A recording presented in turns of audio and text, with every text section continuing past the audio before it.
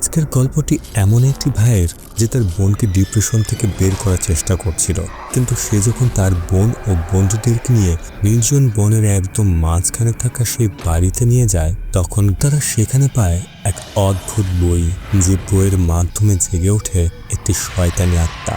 আর এই বাড়িটির সাথে বা তাদের কি সম্পর্ক? ইন্দোনেশিয়ান এই গল্পের নাম হলো কার্স অফ জালং অ্যালান। সম্প্রতি আমি এই গল্পটি বর্ণনা করেছি, যার লিঙ্ক আমি পিন কমেন্ট অথবা ডিসক্রিপশনে দিয়ে দেব। যদি না দেখে থাকেন তাহলে লিঙ্কে গিয়ে দেখে আসতে পারেন। গল্পের শুরুতে আমরা একটি মেয়েকে দেখতে পাই, যে নির্জন বনে মাঝরাতে ভয়ে ভয়ে কোথায় যেন যাচ্ছিল। সে অনেক বেশি আহত ছিল, তাকে দেখে মনে হচ্ছিল কিছু একটার জন্য সে ভয় পাচ্ছে, আর সেই জিনিসের হাত থেকে বাঁচার জন্য সে একটি বড় গাছের পেছনে লুকায়। হঠাৎ তার পেছনে কিছু একটা আসে। এর পরের দৃশ্যে আমরা বেশ কিছু বন্ধুদেরকে সমুদ্রের কিনারে দেখি। তারা প্রত্যেকে নিজেদের একটি করে জিনিস সেই সমুদ্রে ফেলে প্রতিজ্ঞাবদ্ধ হয় যে তারা এমনটা আর কখনোই করবে না। এদের মধ্যে ছিল ইকবাল, মায়া, দারা, তিসা এবং রামা। রামা এবং মায়া ভাই বোন, আর রামার গার্লফ্রেন্ড হলো তারা। ইকবাল তার স্মার্টফোনটি সমুদ্রে ফেলে দেয়, কেননা সে ইন্টারনেট ভালোভাবে ব্যবহার করত না। তার ইউটিউব বাজে কন্টেন্ট দিয়ে ভরেছিল, যে কারণে এক ব্যক্তি সুসাইড করার জন্য চেষ্টা করেছিল। আর সে মোবাইল ফোনটি পানিতে ফেলে সে প্রমিস করে যে আজকে থেকে সে অনেক ভালো কন্টেন্ট তৈরি করবে। রামা পোকার চিপ ফেলে, আর সে প্রতিজ্ঞাবদ্ধ হয় যে এরপর সে কখনোই অনলাইন জুয়া খেলবে না। তিস তার নিজের ডিগ্রি পানিতে ফেলে দেয়, আর এখন থেকে সে ইন্টেরিয়র ডিজাইনার হবে, যেটি সে আজীবন চাইতো। এখানে দ্বারা কিছু নিয়ে আসেনি, এজন্য সে প্রমিস করে যে পুরনো স্মৃতি ভুলে অনেক সুন্দর ভবিষ্যৎ তৈরি করবে। অবশেষে মায়া নিজের মা ও বোন নুডির ছবি নিয়ে এসেছিল, কেননা তারা নিজেদের জীবন ভয়ঙ্করভাবে শেষ করে দিয়েছিল। যে স্মৃতি মায়াকে প্রতিনিয়ত কষ্ট দিত, আর তাই সেই ছবি নিয়ে এসেছে সমুদ্রে ফেলার জন্য, যেন এমন ভয়ঙ্কর স্মৃতি তার আর না আসে। এদের মধ্যে মায়া তার আবেগগুলো সহজে প্রকাশ করতে পারে না, তাই সে তার অনুভূতিগুলো ড্রয়িং খাতায় এঁকে থাকে। ছোটবেলা থেকে সে এই কাজটি করত। তার ড্রয়িংয়ের ভেতরেই ভেসে ওঠে তার মনের কথা, অথবা সে যেটা পেতে চায়। সে তার মা ও বোনের মৃত্যুর পরে অনেক বেশি ডিপ্রেশনে আছে, আর এই কষ্টকে ভোলার জন্য সে নেশাগ্রস্ত হয়ে পড়ে। এরপর তারা ঘন বনের ভেতর দিয়ে পৌঁছায় একটি বাংলো বাড়িতে, যেটা বনের একদম মাঝখানে ছিল। এটা মায়া ও রামার ছোটবেলার বাড়ি ছিল। তারা এই পুরো বাড়ি পরিষ্কার করে এখানে থাকার প্ল্যান করেছে। বাড়িটি পরিষ্কার করার সময় তারা তাদের মায়ের লকেট দেখতে পায়। রামা চাচ্ছিল মায়া যেন সেটি পরে, আর তাই সেও সেটি পরে নেয়। মায়া তার পরিবারের সদস্যের মৃত্যুর কারণে অনেক বেশি মানসিক অস্বস্তিতে আছে, কেননা তার মা ও বোন ভয়ঙ্করভাবে মারা গিয়েছিল, আর তাই তার ভাই তাকে এখানে নিয়ে এসেছে যেন তাদের মানসিক অবস্থা উন্নতি হতে পারে। এখানে আসার পর থেকেই মায়া অনেক শান্ত ছিল, তাই তারা এই স্থানটি আরো সুন্দর করে সাজাতে চায়, কিন্তু তাদের কাছে এত বেশি টাকা ছিল না। রাতে দেখি মায়ের মানসিক অবস্থা পুনরায় খারাপ হতে থাকে। তারা তাকে ঔষধ দেওয়ার চেষ্টা করে, কিন্তু মায়া সেটি ফেলে দেয়। সে কোথা থেকে যেন রক্তের গন্ধ পাচ্ছিল। এদিকে ইকবাল যখন ওই ওষুধটি তুলতে যায়, তখন সে তার নিচে কিছু একটা দেখে। এই জন্য রামা ও ইকবাল সামনে থাকা সে আলমারিটি সরানোর পরে সেখানে দেখতে পায় একটি গোপন দরজা, আর তাই তারা সেই তালাটি খুলে এর ভেতরে প্রবেশ করে। এর ভেতরে বেশ অনেক অদ্ভুত ধরনের জিনিসপত্র ছিল। পুরো ঘরে কালো জাদুর বেশ কিছু জিনিসপত্র ছিল। মায়া যখন এই রুমটি দেখে, সে যেন কোনো অদ্ভুত অস্বাভাবিক কিছু একটা আভাস পায়, আর সে দ্রুত বাইরে চলে যায়। তাকে দেখার জন্য তিসও তার কাছে যায়। দেখে মনে হচ্ছিল এর ব্যাপারে তারা আগের থেকে কিছু জানে। এরপর সকলে যখন এই অদ্ভুত ঘর থেকে বাইরে যায়, সে সময় ঘরে থাকা চেয়ারটি নিজে থেকে দুলতে থাকে, যার ওপরে বসেছিল অস্বাভাবিক কিছু একটা। ওই ঘরের অদ্ভুত একটি পেন্টিংয়ের সামনে থেকে ইকবাল একটি বক্স পায়, যেটা সে বাইরে নিয়ে এসেছিল। ইকবাল এটাকে একটি অপরচুনিটি হিসেবে দেখে। এরপর সে লাইভ স্ট্রিমিং শুরু করে, যেখানে সে মানুষদেরকে বলছিল যদি 5000 ভিউ আসে তাহলে সে এই বক্সটিকে খুলে দেখাবে, আর আমার এই ভিডিওতে যদি 2000 লাইক আসে তাহলে সে এমন একটি বিষয় সকলকে বলবে যার ফলে সকলের চোখ কপালে উঠে যাবে। মুহূর্তেই 5000 ভিউ হওয়ার ফলে ইকবাল বক্সটি খুলতে শুরু করে, যেগুলো বেশ কিছু তার দিয়ে আটকানো ছিল। এই বক্সের ভেতরে ছিল একটি বই। বইটির ভেতরে শয়তানি আত্মাদের ছবি সহ তাদের ব্যাপারে বলা ছিল। বইটিতে বিশেষ ধরনের লেখা থাকলেও ইকবাল সেটা পড়তে পারত। বইটির একটি পৃষ্ঠায় এক ভয়ঙ্কর মহিলা আত্মার কথা বলা ছিল, যেখানে লেখা ছিল যে যে এই লেখাগুলো পড়ছে সেই আত্মার জন্য দরজা খুলে দিচ্ছে, আর সে তার জন্য বলি হতে চলেছে। ইকবাল জানতই না যে এটা পড়ে সে একটি আত্মাকে ডেকে নিয়ে আসছে। তখনই জানলা খুলে যায়। এরই মধ্যে পুরো ঘরের ফোনের সিগন্যাল বন্ধ হয়ে যায়। অন্যদিকে মায়া ঘরে একা বসে এক অদ্ভুত চিত্র আঁকাচ্ছিল। এমন সময় তার ঘরের দরজা একাই বন্ধ হয়ে যায়। সে তার খাতায় লক্ষ্য করে যে খাতায় আঁকানো সে আত্মার ছবিটি অদৃশ্য হয়ে গেছে, কেননা সেটি বাস্তব দুনিয়ায় চলে এসেছে, যেটাকে মায়া আয়নায় দেখতে পায়। কিন্তু বাস্তব জীবনে তাকে মোটেও দেখা যাচ্ছিল না। কিছুক্ষণ পরেই পুনরায় সেটি খাতার ভেতরে চলে আসে। এতে দেখে সে এতটা ভয় পায় যে তখন সে সকলের কাছে গিয়ে বাড়িটি ছেড়ে দিতে বলে। কিন্তু এখানে আসার আইডিয়া কিন্তু মায়ার ছিল, কিন্তু সে এখন আর এখানে থাকতে চায় না, কেননা সে এমন কিছু একটা দেখেছে তাদেরকে মুখেও বলে বোঝাতে পারছে না। এই বিষয়গুলো নিয়ে মায়া ও রামার ভেতরে তর্ক শুরু হয়ে যায়, কেননা রামা এখানে এসে টাকা উপার্জন করার চিন্তা করছিল। এমনিতেই তার উপরে অনেক ঋণ, তাই সে এখান থেকে যেতে চাচ্ছিল না। কিন্তু মায়া এসব চাচ্ছে না। রামা বলে যে সে যদি এখন পুনরায় তাদের এলাকায় ফিরে যায় তাহলে পাওনাদারেরা তাকে মেরে ফেলবে। রামার বন্ধুরা তার এ বিষয়ে কিছুই জানতো না। এগুলো শুনে তারা অবাক হয়ে যায়। এরপর রামা মায়ের ঘরে গিয়ে বলে, দেখো এখানে কিছুই নেই, তার মানসিক অবস্থা ভালো না, তার ওষুধ নেওয়া প্রয়োজন। আর তাই মায়া তার ড্রয়িং খাতাটি সেখানে রেখে চলে যায়, যেটা থেকে ইকবাল ওই শয়তানি আত্মাটিকে দেখতে পায়, যেটা সে ওই বিশেষ বইয়ের ভিতরে দেখেছিল। অর্থাৎ ইতিমধ্যেই বাড়ির ভিতরে চলে এসেছে সেই শয়তানি আত্মা, যার বিষয়ে তারা কিছুই জানতো না। আর সেই আত্মাটিকে শুধুমাত্র মায়া দেখেছিল। এরই মধ্যে মায়ার মাথায় প্রচণ্ড ব্যথা করতে শুরু করে, কেননা সে প্রতিনিয়ত শুনতে পাচ্ছিল অদ্ভুত কিছু শব্দ। আর তাই সে জানালা দিয়ে বাড়ির বাইরে চলে আসে। এদিকে তাকে না পেয়ে মায়াকে খোঁজার জন্য সকলেই বনের ভেতরে এদিক ওদিক দেখতে থাকে। এর এক পর্যায়ে মায়া দেখতে পায় তার সামনেই দাঁড়িয়ে আছে সেই আত্মা। হঠাৎ আত্মাটি গায়েব হয়ে যায়। অন্যদিকে তার বন্ধুরা মায়ার পায়ের ছাপ দেখতে পায়, আর তাই তারা মায়াকে খোঁজার জন্য আলাদা হয়ে যায়।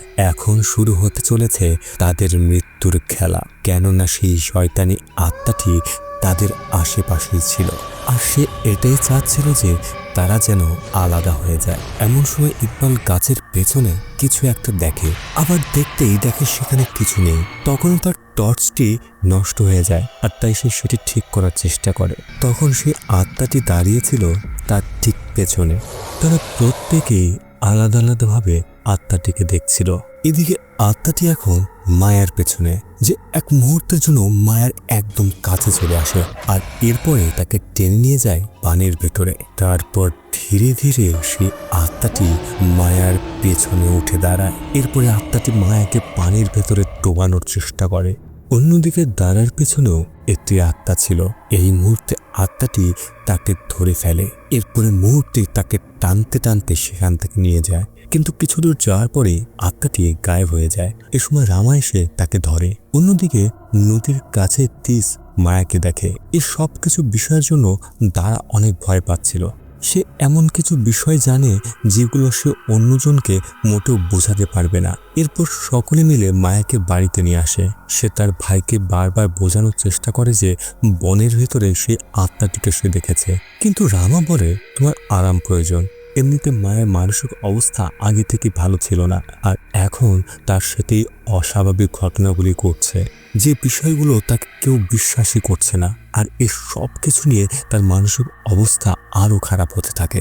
এদিকে রাতে ইকবাল ভয়ে ভয়ে সেই বইটি পুনরায় দেখে।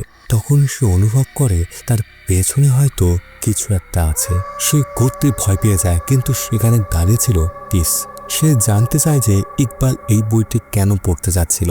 ইকবাল তাকে বোঝানোর চেষ্টা করে যে এখানে যা কিছু ঘটছে তার সবকিছু এই বইয়ের কারণে, আর তাই সে এই বইয়ের মধ্যে খুঁজছিল এই সবকিছু যোগসূত্র। এদিকে যখন মায়া ঘুমোচ্ছিল তখন সে পুরনো একটি মিউজিক শুনতে পায়, আর তার ঘরে থাকা সেই বিশেষ দরজাটি একাই খুলে যায়। এবার সে আত্মাটি মায়াকে বশ করে ফেলে, যেটা তার একদম সামনেই বসছিল, আর মুহূর্তেই তার অর্ধেক চেহারা সেই আত্মায় পরিণত হয়ে যায়।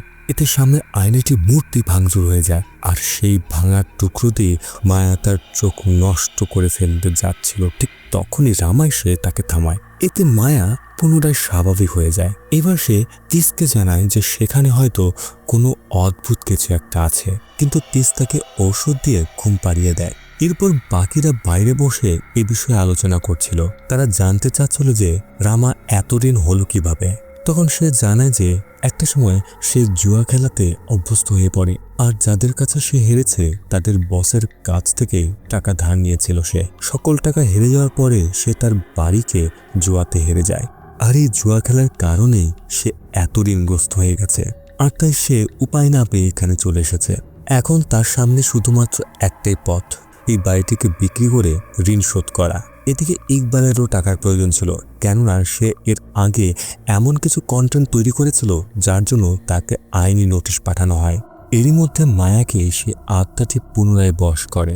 এরপর সে সোজা চলে যায় সেই বইটির কাছে, যে বইটির পাতাগুলো একাই খুলে যাচ্ছিল। এরপর নির্দিষ্ট একটি পৃষ্ঠায় এসে বইটি উল্টানো থেমে যায়, যে পৃষ্ঠায় ছিল ওই আত্মার ছবি। এবার আত্মাটি মায়ের মাধ্যমে বইগুলো পড়তে শুরু করে। এখানে লেখা ছিল যে মায়া নিজের ইচ্ছায় তার শরীর ওই শয়তানটিকে দিয়ে দিচ্ছে, যেন শয়তানটি পুরোপুরিভাবে মায়ের শরীর কবজায় নিয়ে নিতে পারে। এটা বলা মাত্র সে শয়তানের আত্মাটি মায়াকে পুরোপুরিভাবে বশ করে ফেলে। এরপরে পুরো ঘরে বাজতে থাকে সেই অদ্ভুত মিউজিকটি, যার ফলে প্রত্যেকেই অস্বস্তি বোধ করছিল। আর তাদের সামনে মায়া একটি কুড়ুল নিয়ে দাঁড়িয়েছিল, আর মুহূর্তে সে ছুঁড়ে মারতেই সোজা গিয়ে লাগে দেয়ালে।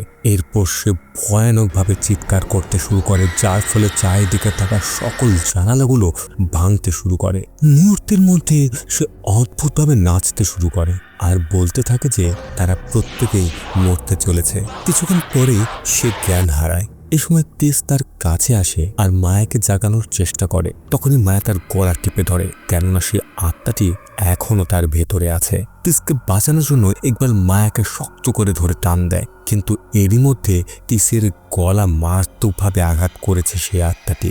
রামা ও ইকবাল দুজনে মিলে খুব কষ্টে ওই বিশেষ ঘরের মধ্যে মায়াকে আটকে ফেলে। তারা চাচ্ছিল মায়াকে ডাক্তারের কাছে নিয়ে যেতে, কিন্তু ইকবাল তাকে বলে যে তার বোন পুরোপুরিভাবে শয়তানের হাতে চলে গেছে। এখন ডাক্তার কোনো সাহায্যই করতে পারবে না, কেননা এর সব কিছুর কারণ হলো এই অদ্ভুত ঘর। ওদিকে তিস এখান থেকে চলে যাওয়ার জন্য গাড়ির চাবি নিতে গিয়েছিল ঘরের ভেতরে, কিন্তু সে ভুলে গিয়েছিল যে সে একা এসেছে। এরই মধ্যে সেই ঘরের দরজা একাই খুলে যায়, যে ঘরের ভেতরে ছিল সেই বিশেষ বই। তিস ভয় পেলেও ধীরে ধীরে সেই বইটি দেখে। এরপর সে ঘুরতেই থাকে তার সামনে দাঁড়িয়ে আছে ওই ভয়ঙ্কর আত্মাটি। অনেকক্ষণ হলো তিস ফিরে আসেনি, তাই ইকবাল তিসকে খুঁজতে চলে যায় সেই ঘরে, যেখানে গিয়ে সে দেখে অন্ধকার ঘরের ভেতরে তিস এক কোণায় অদ্ভুতভাবে বসে আছে। ভালো করে লক্ষ্য করলে সে দেখে যে তিস নিজেই তার জিহ্বা কেটে ফেলছিল। এরপর সে তার নিজের গলা কেটে ফেলে। এমন দৃশ্য দেখে ইকবাল চিৎকার করে সকলকে ডাকে। রামা তার চিৎকার শুনে দাঁড়াকে বলে যে সে কোনোভাবেই যেন মায়াকে বাইরে না আসতে দেয়। এরপর সে সেদিকেই যেতে থাকে যেদিক থেকে ইকবালের চিৎকার শুনেছিল। যেখানে পৌঁছানো মাত্র ইকবাল বলতে থাকে যে সে ওই বইটি পড়েছিল, যার জন্য এই সব কিছু শুরু হয়েছে। কিন্তু রামা এখনো এগুলো বিশ্বাস করছিল না। এ সময় তারা লক্ষ্য করে যে তিস মারা গেছে। ওদিকে সেই অদ্ভুত ঘরের ভেতরে মায়াকে একা আটকে রাখা হয়েছিল। এই সুযোগে শয়তান পুরোপুরিভাবে মায়াকে ভর করতে শুরু করে, আর সেই শয়তানের আত্মাটি মায়ের কণ্ঠে তারাকে সেই ঘরের ভিতরে আসতে বাধ্য করে। এইবার দাঁড়ার পালা। এত কিছুর মধ্যেও সে একা এই ঘরের ভেতরে কেন এলো? মুহূর্তে সে শয়তানটি দাঁড়ার উপরে হামলা করে।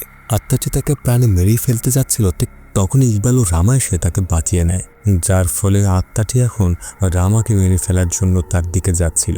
উপায় না পেয়ে ইকবাল মায়ের মাথায় সজোরে আঘাত করে। এতে সে সেখানেই জ্ঞান হারায়। এগুলোর কারণে তারা এতটাই ভয় পেয়েছিল যে সে এই মুহূর্তে বাড়ি ছেড়ে চলে যেতে চাচ্ছিল।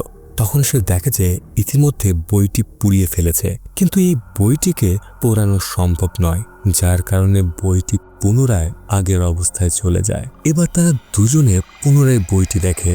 এখন এই বইটি পড়ে তারা জানতে পারে এখানে জালাং আলাং নামের একজনের পুনর্জীবনের কথা বলা হয়েছে।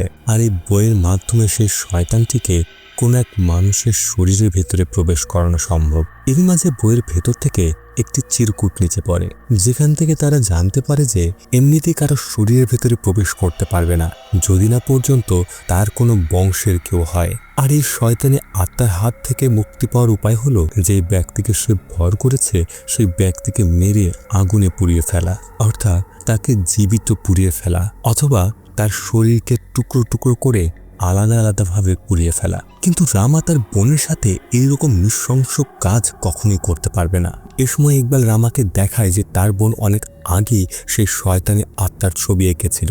তারা ভালো করে জানতো যে তার বোন মনের অনুভূতিগুলো খাতায় ড্রয়িং করে রাখত। কিন্তু রামার মাথায় একটি বুদ্ধি আছে। ইকবাল প্রথম দিকে রাজি না হলেও অবশেষে সে তার কথা রাজি হয়, কিন্তু সে এটা বলে যদি তার প্ল্যান ব্যর্থ হয় তাহলে বইতে যেভাবে লেখা ছিল সেভাবেই তার বোনকে মেরে ফেলতে হবে। ওদিকে দারার শরীরের ভেতরে যেন এক ধরনের পোকা ঘুরে বেড়াচ্ছিল, যার ফলে সে মারাত্মক কষ্ট পাচ্ছিল। এই কষ্ট থেকে মুক্তি পাওয়ার জন্য সে নিজের হাত নিজে কেটে ফেলে। এখানে স্পষ্ট বোঝা যাচ্ছিল যে সেই আত্মাটি তাকে এগুলো করাচ্ছে। এগুলো দেখে রামা ও ইকবাল ঘর থেকে বাইরে পালাতে শুরু করে, কিন্তু যতই তারা পালাচ্ছিল না কেন ঘুরে ফিরে তারা এই বাড়ির সামনে এসে পৌঁছাচ্ছিল। তাই উপায় না পেয়ে পুনরায় তারা বাড়ির ভেতরে ঢোকে। এ সময় রামা বলে যে সে নিজ হাতে তার বোনকে মারতে পারবে না, আর তাই ইকবাল পুরো বাড়িতে পেট্রোল ছড়িয়ে দেয়। এই সময় ইকবাল বলে সে তার কাজ শেষ করেছে, এবার রামার পালা। কিন্তু এখানে ইকবালকে তিস মেরে ফেলেছিল, যে জীবিত হয়ে উঠেছে। এখন তিস রামাকে মারার জন্য আসছিল, কিন্তু সুযোগ বুঝে তারা তিসকে মেরে ফেলে। আর মারা যাওয়ার আগে দারা রামাকে শক্ত হতে বলে। আসলে তাদের বোন নুরি যখন পজেসড হয়েছিল তখন তাদের বাবা এক কবিরাজের কাছে নিয়ে গিয়েছিল তাকে। নুরিকে বেঁধে রেখে কবিরাজ এক বিশেষ রিচুয়াল করেছিল, আর তাদেরকে সঙ্গ দিয়েছিল দারা। কবিরাজ ওই শয়তানি আত্মাটিকে দুর্বল করে বন্দি করে রেখেছিল ওই বিশেষ বইয়ের ভিতরে। কিন্তু মারা যাওয়ার আগে ওই শয়তান আত্মাটি রামার বাবাকে বলেছিল যে সে তার বংশের সকল নারীদেরকে মেরে ফেলবে। কিছুক্ষণের মধ্যে রামার পিতা নিজ হাতে তার মেয়েকে আগুনে পুড়িয়ে মারে। ওদিকে মায়া সেই একই গান গাচ্ছিল যে গান তার মা গাইত। এরপর সে তার বোনকে বের করার জন্য দরজায় লাগানো সে কাঠগুলো খুলতে থাকে। দরজার ওপার থেকে মায়া বলছিল যে সে তার বোন নুরির মতো মরতে চায় না। এখানে আসে একটি টুইস্ট। সে বলতে থাকে যে তাদের সকল বন্ধুদেরকে নুরি মেরে ফেলেছে, আর মায়া এই বিষয়ে কিছু জানতই না যে নুরি তার মাকে মেরেছিল। নুরি মায়ার যমজ বোন ছিল, যাকে ওই শয়তান আত্মাটি ভর করেছিল। আর তার মা নুরিকে ওই গানটি শোনাতো, অর্থাৎ মায়াকে শোনায়নি কখনো। শয়তান ভর করা অবস্থাতেই নুরি নিজ হাতে তার মাকে মেরে ফেলেছিল, যে ব্যাপারে শুধুমাত্র রামা জানত, মায়া এর কিছুই জানত না। অর্থাৎ রামা বুঝে যায় যে এর সব কিছুই করছে নুরি। তাই সে পুনরায় দরজা আটকাতে শুরু করে। এই সময় সেই আত্মাটি বলতে থাকে যে সে তাদের বংশের সকলকে মেরে ফেলবে। এরপর রামা এই বিশেষ ঘরের ভেতরে পেট্রোল ঢালতে শুরু করে। এরপরে মায়ের লকেটটি গলায় ঝোলায়। কিছুক্ষণের মধ্যে আগুন ধরিয়ে দেয়, যে আগুনে মায়া পুড়তে থাকে, আর তার চিৎকার পুরো বনের ভেতরে ছড়িয়ে পড়ে। এর 3 বছর পরে আমরা দেখি রামার স্ত্রী প্রেগনেন্ট ছিল। তার স্ত্রী তাকে জানায় যে কন্যা সন্তান আসতে চলেছে। এটা শোনা মাত্রই খুশি হওয়ার বদলে রামা অবাক হয়ে যায়। গল্পটি কেমন লাগলো তা অবশ্যই কমেন্টে লিখে জানাবেন। এমন আরও গল্প পেতে চাইলে চ্যানেলটি সাবস্ক্রাইব করে রাখবেন। আর হ্যাঁ, একটা লাইক দিতে ভুলবেন না।